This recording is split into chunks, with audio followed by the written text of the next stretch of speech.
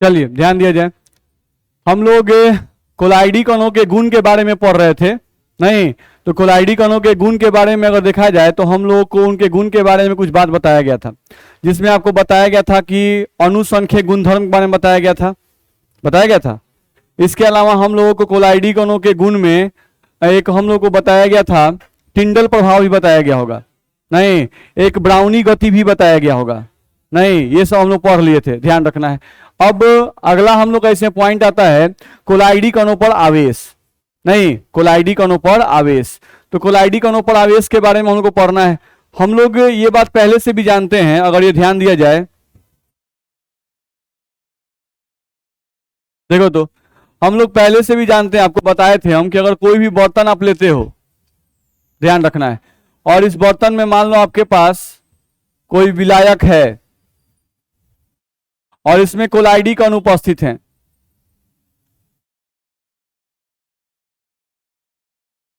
ये आपके कोलाइडी कण है। अब ध्यान रखना, ये जो आपके कोलाइडी कण दिए गए हैं, ये कोलाइडी कण के रूप में ही रहें। इसके लिए जरूरी है कि इन कोलाइडी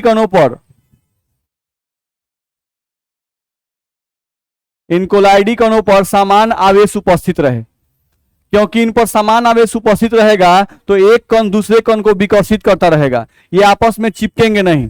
अगर ये समान आवेश इनके पर नहीं रहे तो ये कण आपस में चिपक जाएंगे और चिपक के नीचे बैठ जाएंगे, ध्यान रखना है। तो कोलाइडी कणों पर आवेश बहुत जरूरी है, ध्यान रखना है। नहीं तो अब ये होता है कि कोलाइडी कणों पर आवेश उत्पन्न कैसे किया जाता है, नहीं ताकि कोलाइडी कण के ही रूप में रहें, इसके लिए कोलाइडी कणों पर आवेश कैसे उत्पन्न किया जाता है वो हम लोग को बताया जा रहा है। ठीक है, तो आवेश क्यों जरूरी है, क्योंकि कोलाइडी कण के ही रूप में बने रहे, नहीं यानी कोलाइडी विलयन अस्थाई रहे। ठीक है, तो कोलाइडी विलयन अस्थाई कब रहेगा, जब कोलाइडी कण अपने ही रूप में बने रहे। अगर उनका रूप बदल गया, चिपक गए, तो कण हो जाएंगे निलंबन, और निलंबन होंगे तो भारी होंगे, बर्तन तो पर नीचे बैठ जाएंगे, तो उस समय कोलाइडी विलयन अस्थाई हो जाएगा, वो अस्थाई नहीं रहेगा। ठीक है, चलो देखते हैं क्या लिखा हुआ है। लिखा हुआ है कोलाइडी कणों पर हमेशा विद्युत आवेश रहता है। सही बात है भाई, हमेशा उस पर विद्युत आवेश रहना चाहिए, तभी वो नहीं चिपकेगा, ध्यान रखना है। विलयन के सभी कोलाइडी कणों पर आवेश की प्रकृति समान होती है। सही बात है, नहीं कोलाइडी कणों पर आवेश क्या होती है, समान होती है, वही लिखा हुआ है, जो कि धनायन या ऋणायन हो सकती है, यानी या तो धनायन होगा आवेश सब पर, या तो ऋणायन आवेश होगा। ठीक है, एक ही प्रकार के आवेश युक्त कण एक दूसरे को प्रतिकर्षित करते हैं।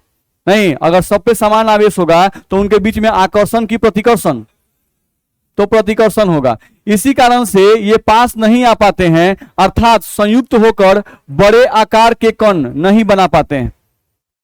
जो बात बोले लिखा हुआ है, ठीक है, इसी कारण से कोलाइडी विलयन अस्थाई रहते हैं। इसी कारण से कोलाइडी विलयन क्या रहते हैं, अस्थाई रहते हैं। तो जो बात हम समझाए वही बात यहां लिखा हुआ है। अगले पॉइंट पे आ जाओ। अब आवेश की उत्पत्ति के सिद्धांत, नहीं आवेश जो है कोलाइडी कणों पर वो कैसे उत्पन्न किया जाता है उसके बारे में हम लोग को बताया जा रहा है, क्या कैसे उन पर आवेश चला आता है। चलो, तो एक लिखा हुआ है विद्युतीकरण घर्षण के कारण, विद्युतीकरण घर्षण के कारण, ड्यू टू फ्रिक्शनल इलेक्ट्रिफिकेशन। नहीं तो फ्रिक्शनल इलेक्ट्रिफिकेशन में क्या होता है, तो हम आपको पहले ही बताए थे, जब टिंडल इफेक्ट जब पढ़ाए थे आपको, तो टिंडल इफेक्ट में आपको हम बता रहे थे कि परिक्षेपण माध्यम यानी विलायक के कण विलय के कणों से टकराते रहते हैं, विलायक के कण विलय के कणों से टकराते रहते हैं। इस टकराव के कारण भी जो कोलाइडी कण हैं इन पर आंशिक आवेश उत्पन्न हो जाता है। क्या उत्पन्न होता है, आंशिक आवेश उत्पन्न हो जाता है। नहीं ध्यान रखना है, तो वही बात हम लोग को बता रहा है, परिक्षिप्त प्रावस्था के कणों तथा परिक्षेपण माध्यम के कणों के आपसी रगड़ के कारण, आपसी टकराव या आपसी रगड़ के कारण कोलाइडी कणों पर समान प्रकार का आंशिक आवेश उत्पन्न हो जाता है, ध्यान रखना है। ठीक है, तो समान प्रकार का आंशिक आवेश उन पर उत्पन्न हो जाता है रगड़ के कारण, ध्यान रखना, या टकराव के कारण। ठीक है, जैसे ऐसा कुछ होता है, मान लो जैसे कोई भी आइटम है, मान लो हम लोग कोई भी आइटम हम लेते हैं यहां पर, मान लो ये हम लोग का कोई आइटम है, गोल्ड का ही कोई आइटम है मान लेते हैं। ठीक है, तो यहां पर क्या है, इलेक्ट्रॉन। नहीं अब आप पानी लेते हो, तो मान लो पानी जो है वो तो OH और H से बना होता है। इस पर है पार्शियल निगेटिव, इस पर है पार्शियल पॉजिटिव, इस पर है पार्शियल पॉजिटिव, है ना? नहीं, अब ये जो परमाणु है, मान लो गोल्ड के बहुत सारे परमाणु मिले होंगे, गोल्ड के बहुत सारे परमाणु जब मिले होंगे तो गोल्ड के बहुत सारे परमाणु मिलने से गोल्ड का एक प्लेट बना होगा नहीं, या गोल्ड का एक कोलाइडी कण बना होगा ना भाई। गोल्ड का एक कोलाइडी कण कैसे बना होगा? गोल्ड के बहुत सारे कणों के मिलने से। नहीं, तो गोल्ड के बहुत सारे कण मिले यानी कि गोल्ड के बहुत सारे परमाणु मिले होंगे। नहीं, तो परमाणु गोलाकार होता है, नाभिक होता है, कक्ष होता है, इलेक्ट्रॉन होता है, ऐसा कुछ होगा नहीं। तो इन पर, इनके कारण अगर इन पर माइनस चार्ज है, इनका बाहरी भाग जो है वो ऋण आवेशित है, तो इस पर क्या चार्ज है? Plus charge. नहीं, तो अगर इन पर प्लस चार्ज है, इन पर अगर प्लस चार्ज है तो अगर ये इससे टकराएंगे नहीं तो ये इनके इलेक्ट्रॉन को आकर्षित करेंगे नहीं। तो होता क्या है कि इन पर सब पर ऐसा माना जाता है कि आंशिक ऋण आवेश उत्पन्न जाता है। क्या उत्पन्न होता है? आंशिक ऋण आवेश उत्पन्न जाता है। वो क्यों उत्पन्न होता है? क्योंकि हाइड्रोजन जो है, जो कि पार्शियली पॉजिटिव है, वो इलेक्ट्रॉन को अपनी ओर खींचते हैं नहीं। तो जब वो इलेक्ट्रॉन को अपनी ओर खींचेंगे तो इनके इलेक्ट्रॉन जब अट्रैक्टेड होंगे नहीं एक तरफ, तो इन पर कौन सा आवेश आता है? Partial negative. जैसे हम लोग कैसे यहां बोल रहे हैं, ऑक्सीजन और हाइड्रोजन में समझो, अगर ऑक्सीजन और हाइड्रोजन है नहीं तो इसमें दो इलेक्ट्रॉन है, एक इलेक्ट्रॉन किसका है और एक इलेक्ट्रॉन हाइड्रोजन का। लेकिन होता क्या है कि ऑक्सीजन चूंकि ज्यादा विद्युतात्मक होता है तो वो हाइड्रोजन के इलेक्ट्रॉन को अपनी ओर खींचने लगता है नहीं। तो अगर हाइड्रोजन के इलेक्ट्रॉन को अपनी ओर खींचता है, इससे का इस पर क्या होता है? ऋण आवेश, इस पर क्या होता है? धन आवेश होगा नहीं। तो कुछ इस तरह का होगा। तो इन पर ऋण आवेश भी आ सकता है या धन आवेश भी आता है। धन आवेश कैसे आएगा? नहीं, कभी कभी ऐसा होता है कि मान लो ऑक्सीजन इनके नजदीक गया, तो अगर ऑक्सीजन इनके नजदीक जाएगा तो वो इलेक्ट्रॉन को, इनके पास जो इलेक्ट्रॉन है उनको रिपल्शन करेगा, तो रिपल्शन करेगा तो इलेक्ट्रॉन पीछे की तरफ आ जाएंगे, और अगर इलेक्ट्रॉन पीछे की तरफ आएंगे तो उस केस में देखो न्यूक्लियस हो जाएगा ऐसे, इलेक्ट्रॉन कहां चले गए? पीछे की तरफ, यानी इलेक्ट्रॉन दूर हो जाएंगे। तो अगर इलेक्ट्रॉन दूर होंगे तो अब इस एटम पर कैसा चार्ज आएगा? Positive charge. मेरी बात समझ में आ रही है? नहीं, जैसे दिमाग में ही नहीं चलता है कि एटम का जो अथी है ऑर्बिट, ये एकदम गोले होता है, रिपल्सन उपल्सन के कारण इसका जो शेप है वो बदलता उदलता नहीं है। दिमाग में ऐसा, दिमाग में नहीं ना है। ये तरंग है, इलेक्ट्रॉन तरंग होते हैं नहीं, और इनका कोई शेप नहीं होता है, ये गोल गोल घूमते हैं, इसलिए हमें ये स्फेरिकल दिखाई देते हैं नहीं। लेकिन इन पर रिपल्सन या अट्रैक्शन लगता है तो इनका शेप इलिप्टिकल भी हो जाएगा, इनका शेप किसी और रूप में बदल जाएगा। जैसे आप पढ़ते हैं ना, एस ऑर्बिटल का शेप स्फेरिकल होता है, पी ऑर्बिटल का डम्बेल होता है, डी ऑर्बिटल का डबल डम्बेल होता है, एफ ऑर्बिटल का लोटस की तरह, कमल के फूल की तरह होता है। ध्यान रखना है। तो ऐसा मत समझिएगा कि सर यहां पर गोल बनाए हैं और यहां पर तनी अंडा का आकार का बना दिए हैं। तो ये परमाणु का जो ऑर्बिट होता है ना, इसका आकार चेंज होते रहता है नहीं, ये अट्रैक्शन और रिपल्सन पे डिपेंड करता है। ठीक है, तो अगर इसके नजदीक कौन आने लगेगा? अगर विलायक का निगेटिवली पार्ट इसके नजदीक आएगा तो ये एटम के इलेक्ट्रॉन को क्या करेगा? रिपल्सन कर देगा, और रिपल्सन करके उनको इलेक्ट्रॉन को दूर भेज देगा। तो इलेक्ट्रॉन को जब दूर भेजेगा तो यहां पर कौन सा चार्ज आने लगेगा? पॉजिटिव चार्ज डेवलप करने लगेगा नहीं। और अगर वही हाइड्रोजन इनके नजदीक आएगा तो वो इलेक्ट्रॉन को अपनी ओर खींचेगा नहीं, तो इन पर जनरली कौन सा कैसा आवेश आने लगेगा? ऋण आवेश आने लगेगा। दिक्कत है। तो इन पर पॉजिटिव और निगेटिव चार्ज भी डेवलप करता है, ध्यान रखना है। ठीक है, तो वो होता है विलायक और विलय के कणों के बीच में टकराव के कारण। एक बात ये ध्यान रखना है। चलिए दूसरा हम लोग क्या लिखा हुआ है? धातुओं के वैद्युत परिक्षेपण के समय कोलाइडी कणों के द्वारा इलेक्ट्रॉन के प्रग्रहण से भी कोलाइडी कणों पर आवेश उत्पन्न होता है नहीं। तो आपको याद होगा हम लोग एक पढ़े थे प्रिपरेशन ऑफ कोलाइडल सॉल्व नहीं, कोलाइडल सॉल्व बनाने की प्रक्रिया नहीं। तो कोलाइडल सॉल्व बनाने की दो प्रक्रिया हम लोग पढ़े थे, एक था डिस्पर्सन मेथड या डिसइंटीग्रेशन मेथड, और एक था कंडेंसेशन मेथड। पढ़ाया गया था नहीं। तो डिसइंटीग्रेशन मेथड में बताया गया था कि बड़े बड़े कणों को छोटे छोटे कणों में तोड़ दिया जाता है, कोलाइडी कणों का आकार में तोड़ दिया जाता है। तो उसमें एक मेथड हम लोग पढ़े थे ब्रीडिंग आर्क मेथड नहीं, ब्रीडिंग आर्क मेथड, विद्युतीय परिक्षेपण नहीं। तो उसका मतलब था कि धातु के पतले प्लेट को हम ले लिए थे, उससे मोटा वायर लगा दिए थे नहीं, और हाई वोल्टेज सप्लाई किए थे, तो जो धातु का पतला फॉयल था वो वेपोराइज जाता था नहीं, और कोलाइडी कणों के आकार में टूटकर वो विलयन में गिर जाता था, ऐसा बताया गया था। नहीं, तो ये जो प्रक्रिया होता है इसमें आप करंट सप्लाई करते हैं। आप क्या सप्लाई करते हैं? करंट सप्लाई करते हैं। अच्छा, करंट सप्लाई करने का मतलब होता है इलेक्ट्रॉन सप्लाई करना। नहीं, करंट सप्लाई करने का मतलब होता है इलेक्ट्रॉन सप्लाई करना। हाई अमाउंट में आप इलेक्ट्रॉन सप्लाई कर दिए, तो अगर इलेक्ट्रॉन का सप्लाई हाई अमाउंट में करते हैं तो आपका मेटल वेपोराइज होने लगता है। नहीं, अच्छा, इलेक्ट्रॉन सप्लाई किए एक्सेसिव अमाउंट में, नहीं तो आपके मेटल जो है वो टूट गए, वेपोराइज होने लगे। जो पार्टिकल बनेंगे, जो पार्टिकल हम लोग के बनेंगे, उन पार्टिकल पर निगेटिव चार्ज आएगा कि नहीं आएगा? आएगा। क्यों? क्योंकि आप एक्सेसिव इलेक्ट्रॉन सप्लाई किए हैं। नहीं, तो वो जो कोलॉइडल पार्टिकल हैं, वो जो इलेक्ट्रॉन आप सप्लाई किए उसमें से इलेक्ट्रॉन को क्या करते हैं? ग्रहण कर लेते हैं, और ग्रहण करने के कारण कोलाइडी कणों पर कौन सा आवेश आ जाएगा? ऋण आवेश आ जाएगा। ध्यान रखना है। तो ब्रीडिंग आर्क मेथड हम लोग पहले पढ़ चुके हैं, ध्यान रखना है। नहीं, उसमें क्या करते हैं हम लोग? इलेक्ट्रिक करंट सप्लाई करते हैं, यानी कि करंट सप्लाई करते हैं, इलेक्ट्रॉन का फ्लो करवाते हैं। इलेक्ट्रॉन का फ्लो ज्यादा अमाउंट में करवाने पर हीटिंग इफेक्ट क्रिएट होता है। उस हीटिंग के कारण आपका मेटल प्लेट में आग लग जाता है, वो वेपोराइज करने लगता है। नहीं, अब ज्यादा इलेक्ट्रॉन सप्लाई कीजिएगा तो वो इलेक्ट्रॉन कहां जाएंगे? कोलॉइडल पार्टिकल पर चिपक जाते हैं, और वो भी कोलॉइडल पार्टिकल पर आवेश उत्पन्न कर देते हैं। मेरी बात समझ में आ रही है? नहीं, तो यहां भी आपका कोलॉइडल पार्टिकल पर, इस मेथड में भी आपका पतला था ये वाला, और यहां पर आप जो एथिल थे वायर, थोड़ा सा हम लोग बस यहां बना दे रहे हैं आपको। ये वायर क्या था? मोटा था। यहां भी जो वायर क्या था? मोटा था। और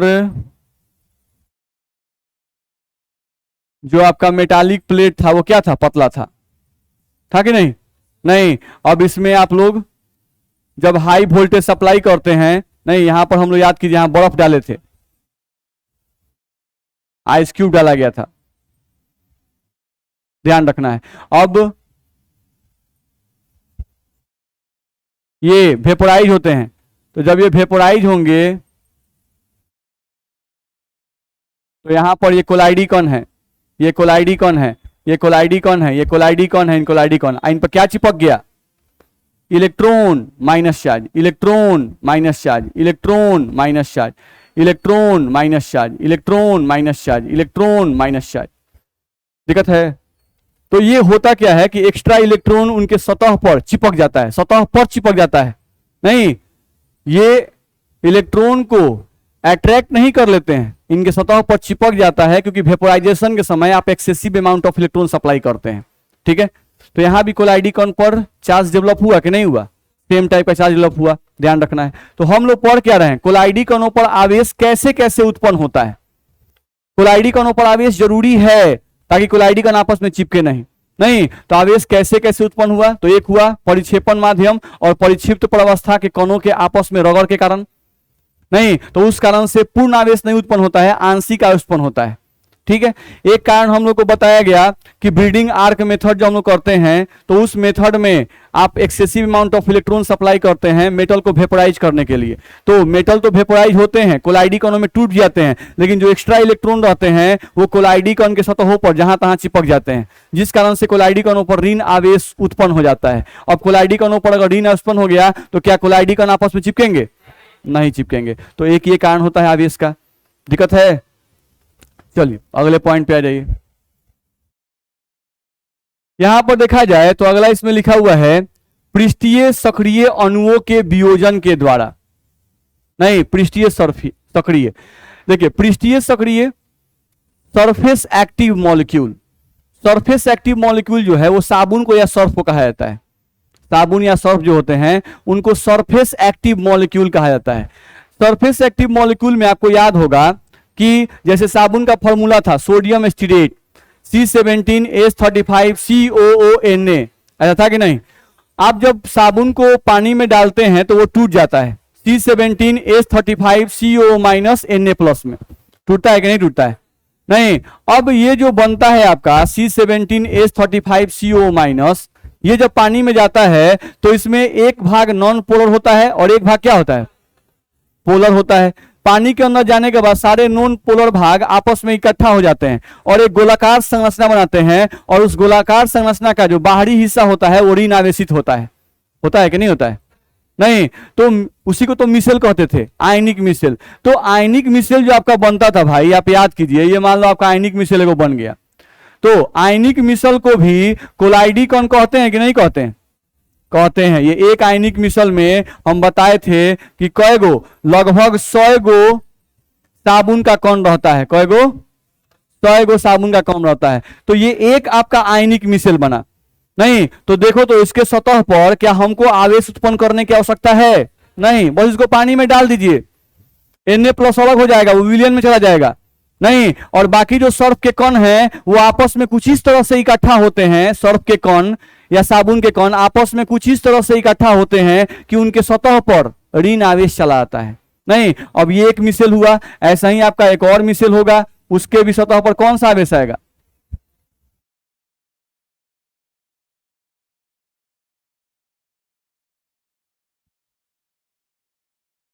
ऋण आवेश आएगा। तो क्या एक मिसेल दूसरे मिसल से चिपकेगा कि नहीं चिपकेगा?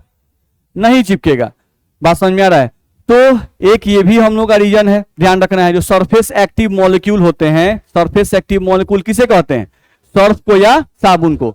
नहीं, तो सर्फ या साबुन की खासियत क्या है कि जैसे ही उसको पानी में डालिएगा, वो पानी में डालने के बाद मिसेल का निर्माण करते हैं, और मिसेल पर ऑटोमेटिक, मिसेल जो बनते हैं तो ऑटोमेटिक अपने सतह पर निगेटिवली चार्ज ले लेते हैं। ध्यान रखना है, अपने सतह पर वो अपने आप को ऐसे अरेंज करते हैं, ऐसे सजाते हैं कि उनके सतह पर जो निगेटिव वाला भाग है ऊपर चला जाता है, और जितना भी नॉन पोलर भाग है वो सब कहाँ चला जाता है? अंदर चला जाता है।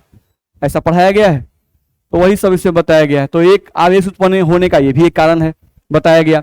नहीं, पृष्ठीय सक्रिय अणु साबुन को कहते हैं, लिख दिया हुआ है। साबुन का फॉर्मूला एक दिया गया है, सोडियम, ये क्या है? Sodium palmitate.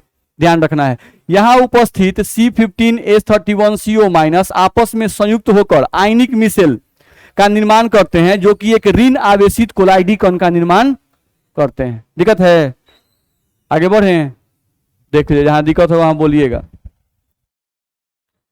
चलिए, हम लोगों को अगला यहां से दिया हुआ है, ध्यान से पढ़ें। तो विलयन से आयनों का अधिमान्य अधिशोषण। नहीं, यहां से बोल रहा है कि विलयन से आयनों का अधिमान्य अधिशोषण। नहीं, तो इसको समझ लेते हैं। ज्यादातर कोलाइडी कणों पर जो आवेश उत्पन्न होता है, ज्यादातर कोलाइडी कणों पर जो आवेश उत्पन्न होता है वो इसी कारण से होता है। नहीं, क्योंकि हर जगह हम लोग साबुन का यूज नहीं करते हैं। ध्यान रखना है, हर जगह हम लोग साबुन का यूज नहीं करते हैं। अब साबुन हम लोग पानी में घोल के थोड़े ना पीते हैं। पीते हैं क्या? नहीं पीते हैं। कोलाइडी विलयन का मुख्य उपयोग क्या है हम लोगों के लिए? क्या है? दवाइयां। जो दवाई हम लोग पीते हैं वो सब कोलाइडल विलयन होता है। जितना आप दवा पीते हैं, जितना भी आप खाना खाते हैं, चावल, आटा, रोटी, ये सब जब आप चबा लेते हैं तो वो सब कोलाइडी कण के रूप में ही अंदर जाते हैं। मेरी बात समझ में आ रही है? जितना ये चावल गेहूं है सब क्या है? कोलाइडी कण है। ध्यान रखना है, जितना आप दाल खाते हैं सब कोलाइडी कण है। ध्यान रखिएगा, जितना आप दवाई पीते हैं सब कोलाइडी विलयन है। इसमें जितना भी कण है वो सब कोलाइडी कण होता है। बुझा रहा है? ये नहीं कि सर कोलाइडी कोलाइडी का उपयोग है, सब कोलाइडी है, ध्यान रखिएगा। नहीं, आपका ब्लड कोलाइडी कण है, ध्यान रखना है। नहीं, हम लोग का दूध कोलाइडी विलयन है, ध्यान रखिएगा। सब चीज जितना भी आप यूज कर रहे हैं सब कोलाइडी विलयन होता है। चलिए ध्यान दीजिए। अब हम लोग जो नॉर्मल लाइफ में या जो दवाइयां जो बनती हैं, नहीं, जो दवाइयां बनती हैं उसमें भी कोलाइडी कण उपस्थित रहते हैं। दवाई में भी कोलाइडी कण उपस्थित रहते हैं। तो दवाई में भी कोलाइडी कण उपस्थित रहते हैं भाई। अब यहां तो हम लोग को देखा जाए, समझा जाए। नहीं, तो वो कैसे? दवाइयों में जो कोलाइडी कण होते हैं उन कोलाइडी कणों पर भी आवेश उत्पन्न किया जाता है। नहीं, अगर आवेश उत्पन्न नहीं रहेगा तो क्या होगा? सभी कोलाइडी कण आपस में चिपक जाएंगे, आपका दवाई जम जाएगा। आपका दवाई क्या होगा? जम जाएगा। ध्यान रखना है। तो दवाई जमे नहीं, इसलिए दवाई में जो कोलाइडी कण हैं उन पर आवेश उत्पन्न करना जरूरी है। नहीं, तो आखिर उनमें आवेश कैसे उत्पन्न किया जाता है यह समझने की कोशिश करना है। तो देखो, तो लिखा हुआ है आयनों का अधिमान्य अधिशोषण सर्वाधिक मान्य कारण है। नहीं, यानी ज्यादातर केस में यही उपयोग होता है, ज्यादातर केस में यही उपयोग होता है। अब कैसे आवेश उत्पन्न किया जाता है भाई, ये समझ लीजिए। ये हम लोग उत्पन्न करते हैं, ये अपने से उत्पन्न नहीं होता है। जब आप अभी पढ़े सर्फ वाला, तो सर्फ वाला में आप उत्पन्न करते हैं, वो अपने आप ऐसे अरेंज कर लेता है ना कि उसका आउटर भाग निगेटिवली चार्ज होता है। नहीं, हम लोग जो पहला पढ़े रगड़ के कारण, तो आप रगड़ते चलते हैं, नहीं, वो अपने आप टकराता है और अपने आप आवेश उत्पन्न करता है। बात समझ में आ रहा है? ठीक है, तो ये सब हम लोग को ध्यान रखना है, लेकिन यहां पर ये हम लोग करते हैं, ठीक है, क्योंकि दवाइयां हम लोग अपने लिए बनाते हैं। चलो ध्यान देते हैं, यहां से देखा जाए तो क्या लिखा हुआ है, ये बात बड़ा इंपॉर्टेंट है कि कोलाइडी कण, कोलाइडल विलयन में जो कोलाइडी कण होते हैं, कोलाइडी कण विलयन में से केवल उन आयनों को अधिशोषित करते हैं, केवल उन आयनों को अधिशोषित करते हैं जो आयन कोलाइडी कणों के जालक में उपस्थित कणों से कॉमन होते हैं। नहीं, यानी कि मान लो कि कोई कोलाइडी कण है सिल्वर आयोडाइड का, AgI का, नहीं, तो वो जनरली किस कण को आकर्षित करना चाहेगा, या तो Ag+ को या तो I- को, यानी कि जिस कण से कोलाइडी कण बना होता है, जिन कणों को मिलाकर कोलाइडी कण बना होता है, जनरली वो उसी आयन को आकर्षित करना ज्यादा पसंद करते हैं। नहीं, अगर AgI बना है Ag से और I से, नहीं, तो AgI का अगर एक कोलाइडी कण है तो वो या तो विलयन में से Ag+ को खींचेगा अपने सतह पर चिपकाने के लिए ताकि उस पर धन आवेश आ जाए, या I- को अपने सतह पर चिपके खींचेगा ताकि उस सतह पर क्या आ जाए, माइनस चार्ज आ जाए। नहीं, तो या तो धन आवेश आएगा या तो ऋण आवेश आएगा, लेकिन वो किसको खींचेगा, तो अपने कॉमन आयन को ही अपनी सतह की ओर आकर्षित करता है। इसमें दिक्कत है, याद रखना है।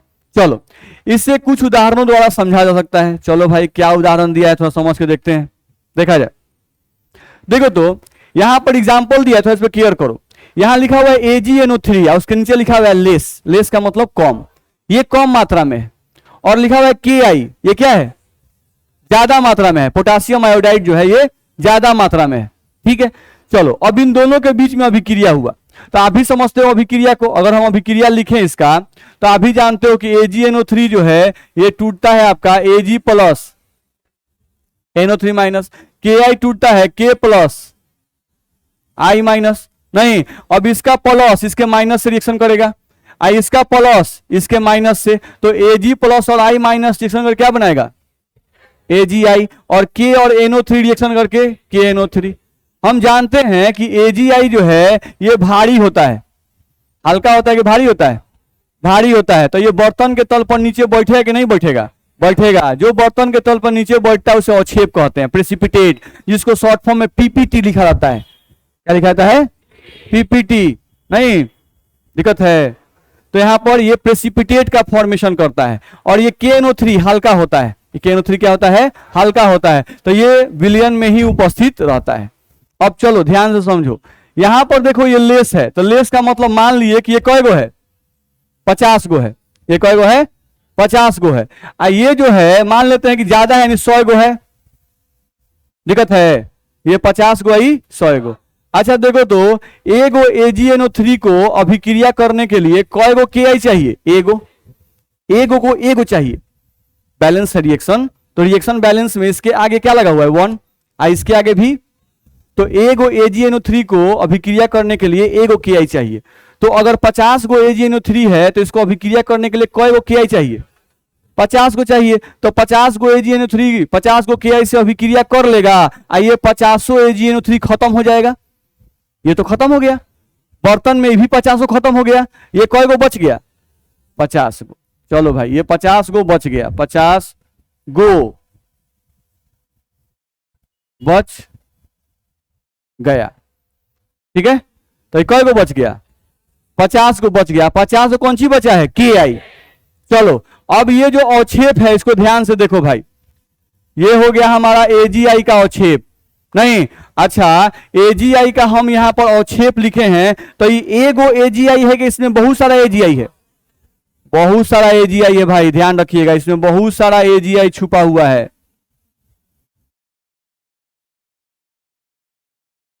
ठीक है, तो ये हुआ AgI का अवक्षेप जिसमें बहुत सारा AgI है। ठीक है, अब हम लोग को यहां पर ध्यान रखना है, ये जो AgI आपका आया, ध्यान समझते हैं, यहां पर जो AgI आया, बर्तन में AgI आपका बना हुआ है, नहीं, अच्छा अब बर्तन में कै गो बचा है, 50 गो बचा है। तो 50 गो जो के आई बचा है, अगर ये पानी में है तो ये कैसे टूटेगा? के प्लस और आई माइनस। अच्छा, ये जो एजीआई का अवक्षेप बना है, ये अवक्षेप नहीं के प्लस को विलयन में से खींचेगा कि आई माइनस को खींचेगा? ये काची का है? एजीआई। तो हम अभी बताए कि कोई भी अवक्षेप या कोलाइडी कण अपने कॉमन आयन को खींचता है नहीं। तो आपके विलयन में अब बचा क्या है? के प्लस और आई माइनस। ये तो 50 को खत्म, ये 100 में से 50 को खत्म, कौन को बचा है? 50 गो। तो बिलियन में क्या ही बचा है, यानी के प्लस और आई माइनस बचा हुआ है। तो ये आपका जो कोलाइडी कण है, इस कोलाइडी कण को अगर अपने सतह पर आवेश उत्पन्न करना होगा तो वो के प्लस को बिलियन में से खींचेगा कि आई माइनस को? हम बोल रहे हैं के प्लस को खींचेगा। अभी न पीछे पढ़ाए हैं भाई, सुते सुते मत पढ़िए लोग, जागे जाके पढ़िए। कोलाइडी कण विलियन में से, देखिए बड़ा साफ साफ लिखा हुआ है, देख रहे पढ़ा रहा है। और उसके बाद बोर्ड जो है ना थोड़ा लाइट भी देता है, तो आप लोगों को एकदम चमकदार दिखाई दे रहा होगा। इसमें साफ साफ लिखा है, देखिए कोलाइडी कण विलियन में से केवल उन आयनों को अधिशोषित करते हैं जो आयन कोलाइडी कणों के जालक, यानी कोलाइडी कण के कण जालक में उसका सजावट, जालक में उपस्थित कणों से कॉमन होते हैं नहीं। तो यहां पर हम लोग जो लिखे हैं भाई, थोड़ा सा देखिएगा ध्यान से, यहां पर एजीआई है, यानी इसमें जालक में इसके कौन कौन है? एजी और आई नहीं। तो इससे कॉमन के है कि आई है? तो आप बोल रहे हैं के को सटाएगा। ऐसे समझिएगा, ऐसे समझिएगा तब तो भयंकर मार्क्स आएगा एग्जाम में, समझ रहे हैं। बाद में सर को दोष दीजिएगा कि सर ठीक नहीं पढ़ाते थे। बात समझ में आ रहा है? बच्चा जो है पूरा का पूरा दोष अपने ऊपर कभी नहीं लेता है नहीं। केमिस्ट्री खराब गया तो सर केमिस्ट्री वाले सर एकदम महा घटिया पढ़ाते थे, कुछ बुझाता था? कुछ नहीं बुझाता था। भले उनको एक चैप्टर पढ़ाने में 1 महीना टाइम काहे नहीं लगाए हो नहीं, पूरा एलोबरेटर काहे नहीं पढ़ाए हो नहीं, सब जितना वो ढंग से पढ़ाए थे वो सब गड़बड़ा गया, काहे कम फेल कर गए। और उसी में कोनो बकवा पास कर गया नहीं, उसको 80-90% आ गया नहीं, तो वो तो पूरा एकदम क्या बात करते हैं, बड़े सर पढ़ाए थे। भले वो केमिस्ट्री क्लास कोई ढंग से नहीं किया, उसको केमिस्ट्री को ठीक से समझ नहीं आता है, लेकिन खाली मार्क्स आ गया तो वो बड़ा ही पीट देगा। मेरी बात समझ में आ रही है?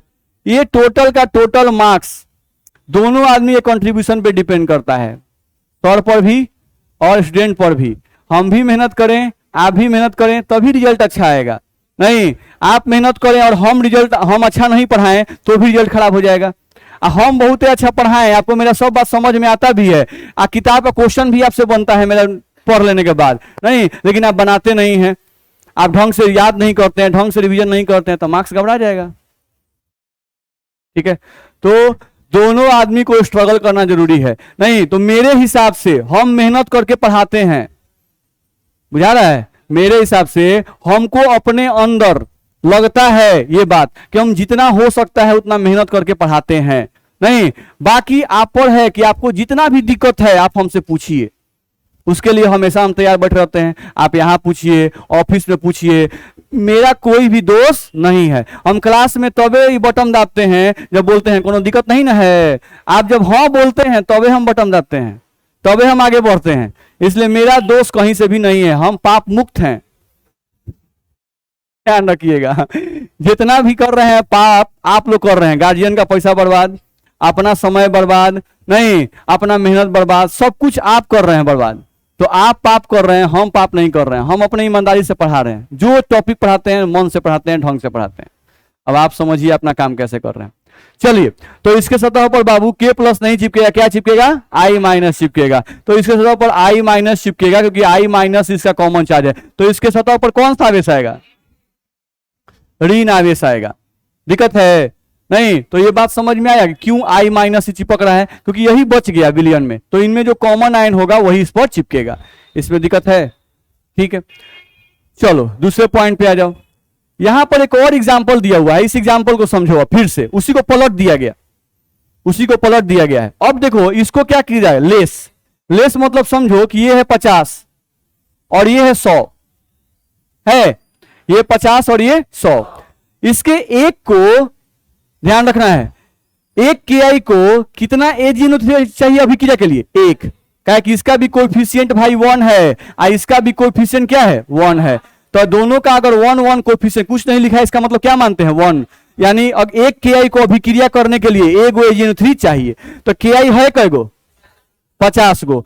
तो ये 50 गो कै गो चाहिए? 50 गो। तो ये कै गो बच गया? 50 गो बच गया। तो अब की 50 गो कौन बचा है? अब KI नहीं बचा है, KI तो उड़ गया, खत्म हो गया। नहीं, अब 50 गो NO3 बचा है। चलो इसमें प्रेसिपिटेट कौन बनाएगा? जो प्रोडक्ट में ये भारी है, बता चुके हैं, प्रोडक्ट वही है, रिएक्शन वही है, बस कहानी बदल गया है। पहले वाले में ये कम था और ये क्या था? ज्यादा था। अब कहानी बदल गया, ये ज्यादा हो गया, ये कम हो गया। नहीं, अब ये खत्म और ये बच गया। बुझा रहा है? ध्यान समझना पड़ेगा। है आसान चीज, लेकिन इन्होंने देखेंगे तो कहने कौन ज्यादा कौन कम, कहने क्या घींचते रहते हैं। बात समझ में आ रहा है ये एकदम सिंपल चीज, लेकिन ध्यान समझना है। चलिए, अब ये भारी है तो यही नीचे बैठेगा। नहीं, जो नीचे बैठता है वही अवक्षेप बनाता है और वही कोलाइडी कण में बदलता है। चलो, तो अब ये जो AgI है, ये AgI, ये हो गया हमारा अवक्षेप। देखो, ये हो गया हमारा AgI, यही अवक्षेप है और यही बाद में चलकर कोलाइडी कण में बदल जाता है। तो अब ये जो अवक्षेप आपका है या यह जो कोलाइडी कण है आपका, अब ये AgI का है। नहीं, आपके बर्तन में बच कौन गया? AgNO3, यानी Ag प्लस और NO3 माइनस, यही 50 को बचा हुआ है। नहीं, तो अब ये जो AgI है, इसका कॉमन आयन Ag प्लस है कि NO3 माइनस है? Ag प्लस है। तो ये अपने सतह पर अब धन आवेश लाएगा कि ऋण आवेश लाएगा? धन आवेश लाएगा। नहीं, तो अब यहां पर धन आवेश आ गया। मेरा बात समझ में आ रहा है? तो आपकी जो दवाइयां बनती हैं भाई, आपकी जो भी दवाइयां बनती हैं, वो ध्यान रखना है कुछ इस तरह से बनती हैं। नहीं, हम लोग कोलाइडी कण बना दिए जो हमको चाहिए। AgI बहुत फायदेमंद चीज होता है, ध्यान रखना है। अब AgI हमारा बन गया, ये हमारा दवा है। अब ये दवा के कण आपस में सटे मत सब, नहीं, इसलिए इन पर आवेश उत्पन्न करना जरूरी है। तो हम लोग क्या करते हैं? 1 विलियन, क्या करते हैं हम लोग? 1 विलियन कम लेंगे और 1 विलियन ज्यादा लेंगे। नहीं, और जानबूझकर ऐसा हम लेते हैं कॉम्बिनेशन, नहीं, कि जरूर जो अवक्षेप बने उसका एक कॉमन आयन जरूर रहे। कॉमन आयन रहेगा तो वही जाकर चिपकेगा, वही जाकर क्या करेगा? चिपकेगा। ध्यान रखना। और समान प्रकार का आवेश उत्पन्न हो जाएगा और कोलाइडी कण आपस में सटेंगे नहीं। कुछ समझ में आया? चलिए, देखिए, आप लोग बोले यस सर तबे हम हट रहे हैं, ठीक है? मेरा कोई दोस्त नहीं है। देखा जाए अगला इसमें क्या कर रहा है। ये देखो, फेरिक क्लोराइड है FeCl3, H2O में इसको डाला गया। नहीं, तो जब H2O में डालते हैं तो ये बनाता है Fe2O3.X H2O। ध्यान रखना है, FeCl3 ये हम लोग का सॉलिड है, ठीक है? अब ये जब वाटर से रिएक्शन करता है तो ये बना रहा है फेरिक ऑक्साइड। नहीं, डॉट, डॉट का मतलब होता है फेरिक ऑक्साइड के सरफेस पर कुछ पानी के कण चिपक गए, इसके सरफेस पर कुछ पानी के कण चिपक गए। तो जिस समय फेरिक क्लोराइड का रिएक्शन एक्सेसिव वाटर के साथ किया जाता है, उस समय देखा जाता है कि इसके सरफेस पर Fe3+ चिपकता है। कौन चिपकता है? Fe3+, यानी कि धन आवेशित कोलाइडी कण बनता है, ठीक है? सेम FeCl3 का रिएक्शन अगर NaOH से किया जाए, FeCl3 का रिएक्शन अगर NaOH से किया जाए तो उस समय भी प्रोडक्ट यही बनता है, फेरिक ऑक्साइड ही बनता है, .X H2O ही बनता है, सब कुछ वही है भाई। नहीं, लेकिन अब इसके सरफेस पर ये डॉट डॉट का मतलब क्या है? सरफेस। नहीं, ये अभी भी ठोस है, बुझा रहा है ना? ये नहीं कि सर .X H2O लिखे हैं, सर कहने के ठोस है। जैसे आपका चमड़ी, ये भी ठोसे है, इस पर पानी सटा हुआ है कि नहीं सटा हुआ है? सटा हुआ है। तो सेम वैसा ही है, ये ठोस है और उसके सतह पर पानी सटा हुआ है। नहीं, इस कोलाइडी कण पर अब जो चार्ज है वो कौन सा है? OH-। ध्यान रखना है। तो याद रहे, फेरिक क्लोराइड का रिएक्शन जब एक्सेसिव ऑफ वाटर से करते हैं, एक्सेस वाटर से करते हैं, तो उस समय कुछ आयरन पानी से रिएक्शन करते हैं, कुछ आयरन पानी से, इसको तोड़ोगे तो क्या टूटेगा?